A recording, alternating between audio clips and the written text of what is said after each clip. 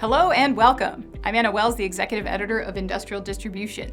Today I'll be joined in the studio by ID's Managing Editor, Mike Hockett, and we'll be walking you through the list of the top 50 industrial distributors based on revenue for fiscal year 2019. Yesterday we identified companies numbered 50 through 31, and today we'll walk you through 30 through 11, leaving you to wait until tomorrow for our top 10. And before we get started, just a big thank you to our sponsor, Epicor Software. We'll be kicking off our next segment with number 30 company Decour et Cabot North America, parent company of Dillon Supply.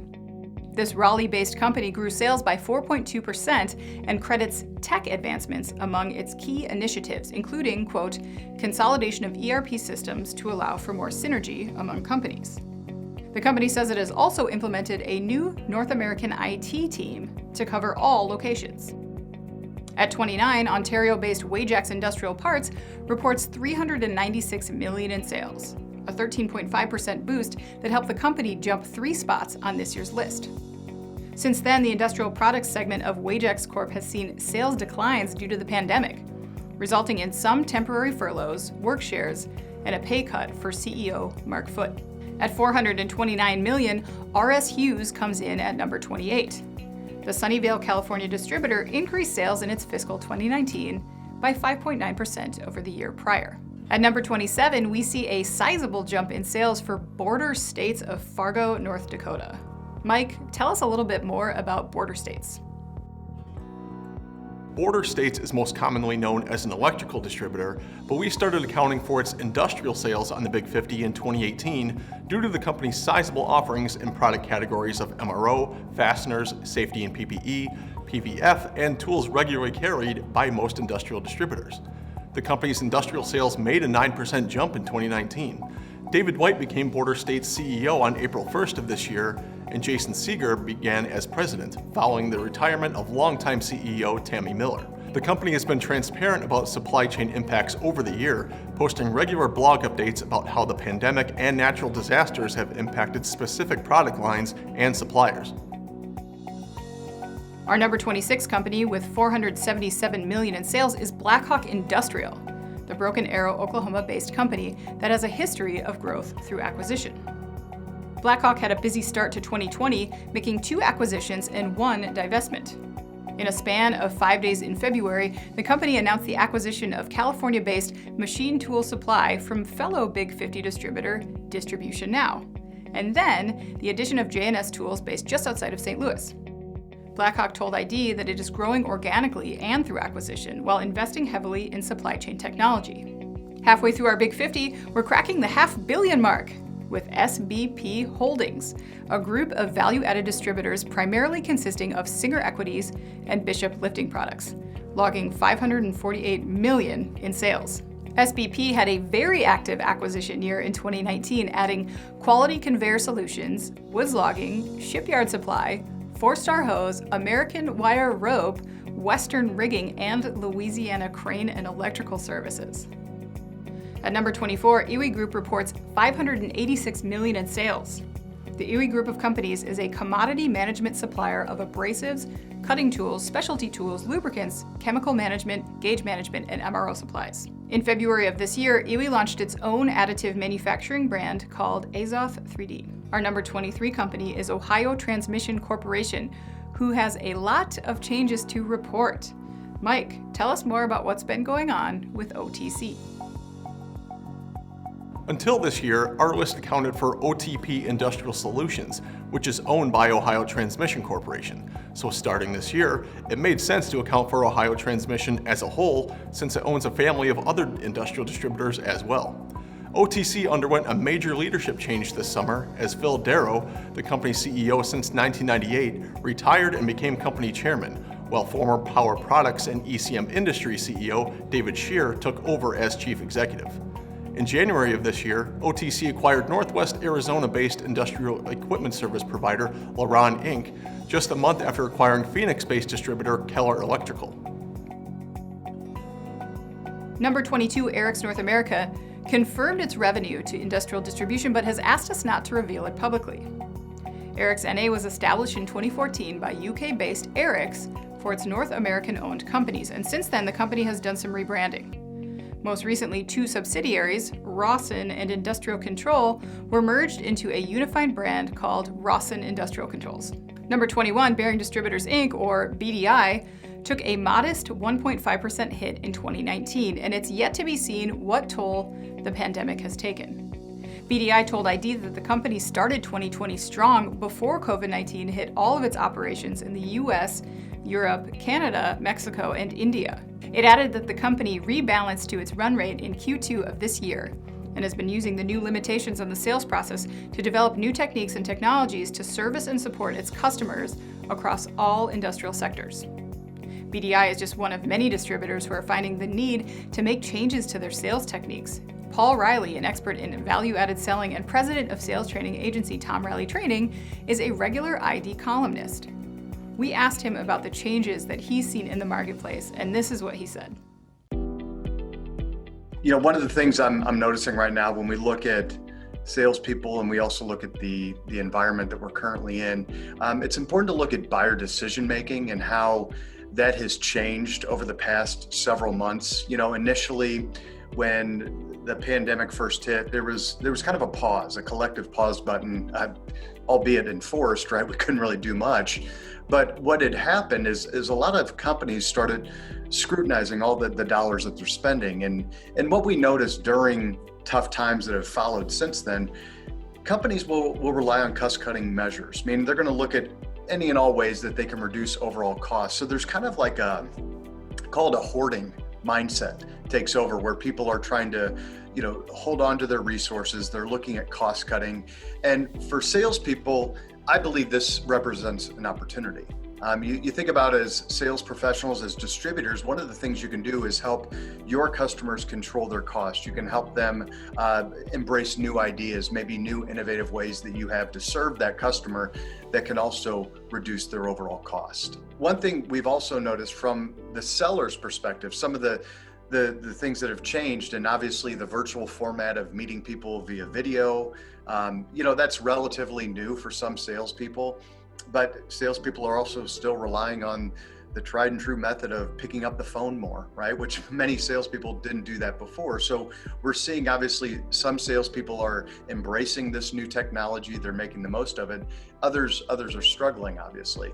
Other sales behavior that we've seen, you know, during a tough time, some of the mistakes salespeople make is they will focus more on themselves than on the customer. Right? In our training, we talk about being seller focused or being customer focused. Being customer focused means we focus our time and attention on the customer, what matters to them, solving their problems. But during a tough time like we're facing now, we embrace that scarcity mindset. That's what salespeople are doing. And when you embrace a scarcity mindset, you're focused on what you have to do and the deals you have to close and where you can go sell something versus where you can actually serve that customer better. Right now, your customers, they need you now more than ever. They need your expertise. They need you to help solve their problems. And the salespeople that are able to resist the temptation to just focus on themselves and what they need to sell and can shift that energy towards the customer and what they really need. Those are the salespeople that are going to build more loyalty during this tough time. And they're also the salespeople that are going to thrive once this tough time is over. Picking back up at number 20, we have Optimus Solutions at $865 million. Here to tell us more about Optimus is Mike Hockett. Optimus Solutions has technically only existed since 2015, when it was formed after the carve-out of Annixter International's OEM Fasteners division, but the company's roots date back to 1890. In 2018, Optimus launched its e-commerce platform and acquired Circle, Bolt, and Nut. This year, the company has appointed 5 executives and rolled out a new fastener market managing strategy based on greater customer intimacy, service innovation, a new sourcing approach, advanced manufacturing, and a faster quote-to-order process.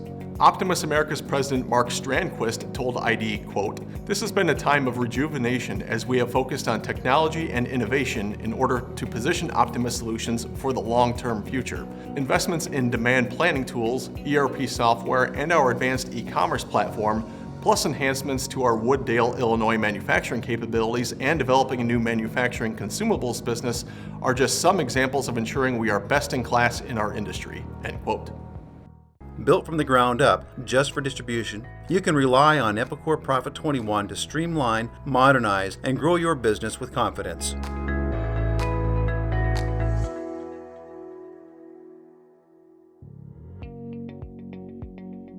The number 19 company on this year's list is Global Industrial of Port Washington, New York.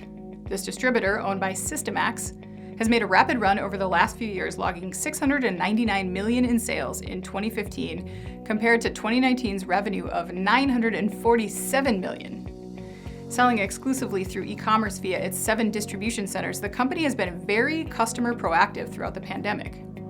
Global launched its Restore, Return, Rebound customer program in April that helps businesses guide their reopenings and ongoing operations. At 18, Edge & Murray is teetering on the $1 billion mark, but actually went backwards in 2019 due to its heavy footprint in oil and gas. In fact, Edge & Murray's 2019 sales fell 9%, and the company listed 17 company locations in August compared to 30 for our 2018 list. Our number 17 company, Command Distribution Group, was carved out of Command Corporation in August of 2019 for $700 million by Little John and Company, and the company has been organizing its leadership since. Former Eric's chief executive, Ben Mondix, became CEO near the end of 2019, and Mark Stoneburner became executive vice president of Command Industrial Technologies, or KIT, this past May.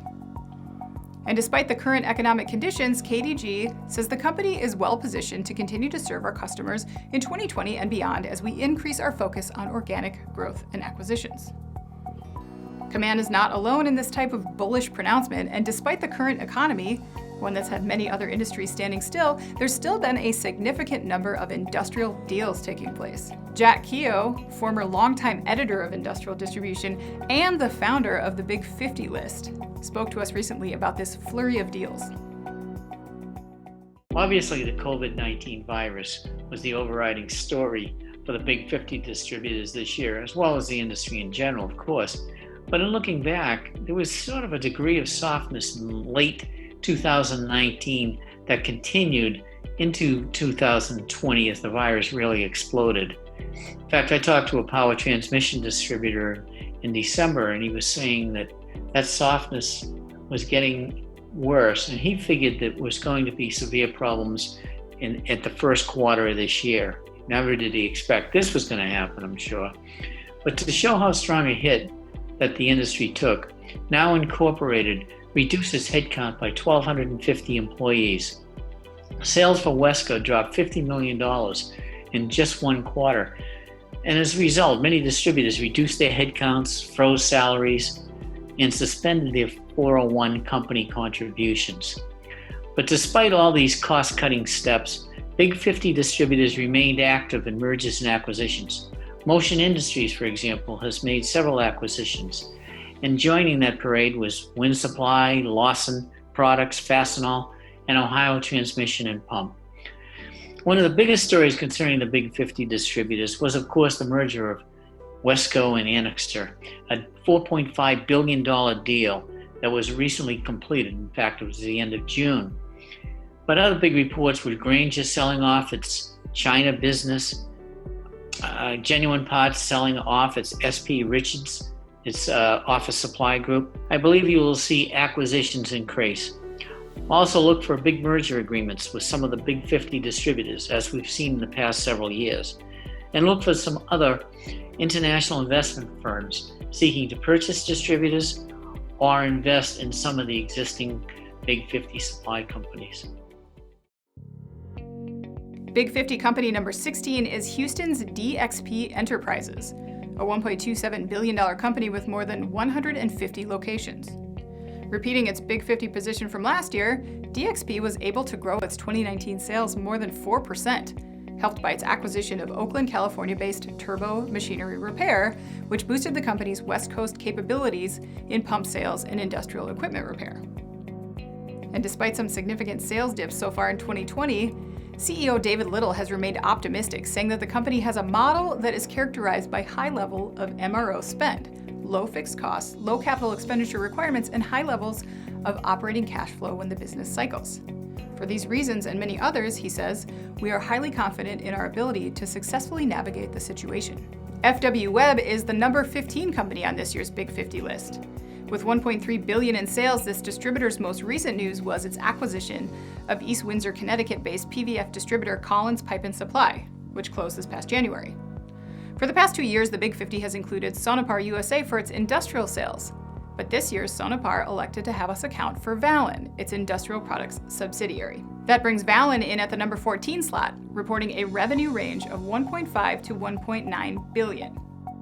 A distributor of MRO, safety, and electrical products, Valin was formed through the 2016 merger of Industrial Distribution Group and Hagemeyer North America. Wolseley Industrial Group of Newport News, Virginia is our number 13 company at $1.75 billion. The company, which is the North American subsidiary of UK-based Ferguson plc, has made 4 acquisitions since the start of 2018. Process Instrument and Controls, Action Automation, Rencor Controls, and Duig Stainless. This past May, WIG signed an exclusive distribution deal with Union Tech for its severe service metal-seated ball valves and rising stem ball valves throughout the western United States. Worth Industry North America is number 12 on the Big 50 list, the NA division of the world's largest industrial distributor, Worth Group. Earlier this year, WINA partnered with Nice Label to create web-based standardized supplier labeling and signed a deal to distribute Mark-forged industrial 3D printers. Said CEO Dan Hill, quote, "Despite the challenging COVID environment, we had a strong May and June, led by our wide inventory of PPE and MRO products and investing in 3D printing technology to provide faster supply chain solutions to our customers." At number 11, Wesco International rounds out our segment. Here's Mike Hockett for more on Wesco. As a whole, Wesco International essentially doubled in size after its $4.5 billion acquisition of Annixter International, following a bidding battle with private firm Clayton Dubilier and Rice. It created an electrical, security, and data products distributor with more than $11 billion in annual sales.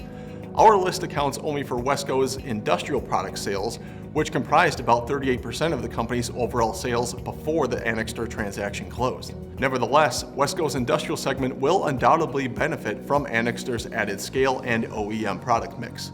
That segment saw organic sales sink 20% in the second quarter of this year, but the company noted it has secured a 5-year, $1.5 billion renewal deal with a major aerospace customer to provide MRO materials and integrated supply services. And with that, we wrap up part 2 of our Big 50 Countdown. Congratulations to all the Big 50 companies we've named thus far. Thanks for watching, and be sure to tune in tomorrow as we unveil the top 10 industrial distributors on this year's list.